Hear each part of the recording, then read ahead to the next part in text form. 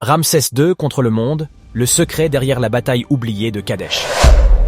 Dans le vaste panorama de l'histoire de l'Égypte ancienne, une figure domine, Ramsès II.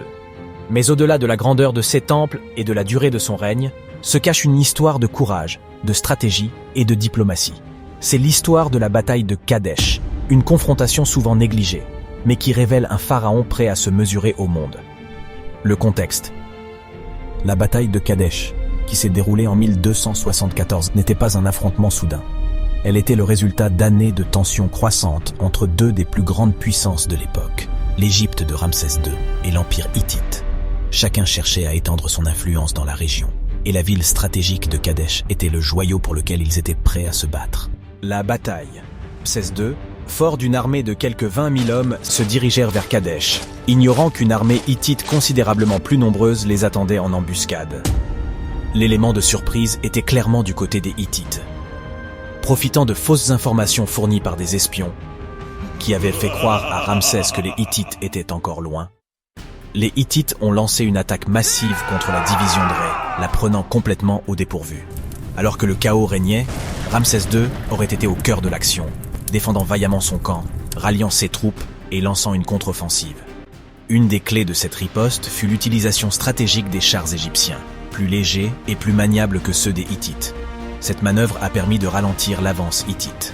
L'intervention opportune des troupes de la division de Néharim, des alliés égyptiens, a été décisive.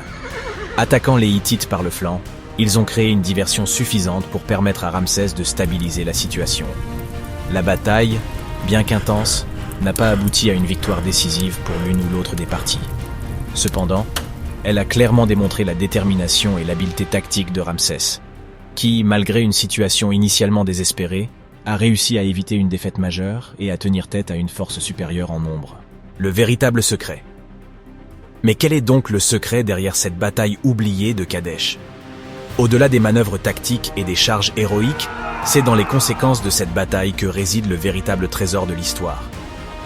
Kadesh, dans sa brutalité et sa complexité, a révélé une vérité fondamentale. La guerre, aussi intense soit-elle, ne peut être une fin en soi. Ramsès II, malgré son statut et sa puissance, a réalisé qu'une victoire militaire sans fin stratégique ne serait rien de plus qu'une effusion de sang inutile.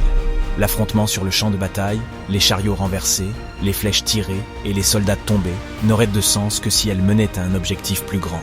Ce n'est pas tant la façon dont les Égyptiens ou les Hittites ont combattu ce jour-là qui importe, mais plutôt la manière dont ils ont choisi de réagir après.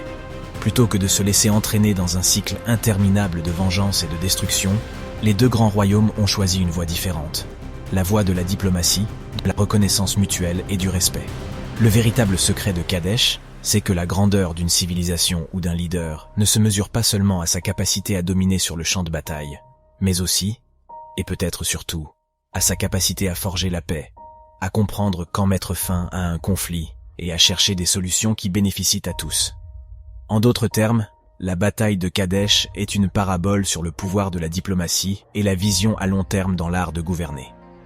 En conclusion, la bataille de Kadesh, bien que souvent éclipsée par d'autres moments brillants de l'Égypte ancienne, est un chapitre crucial de l'histoire humaine. Elle nous montre un Ramsès II non seulement comme un grand bâtisseur ou un pharaon guerrier, mais aussi comme un visionnaire, reconnaissant que les véritables victoires sont celles qui conduisent à une paix et à une prospérité durable.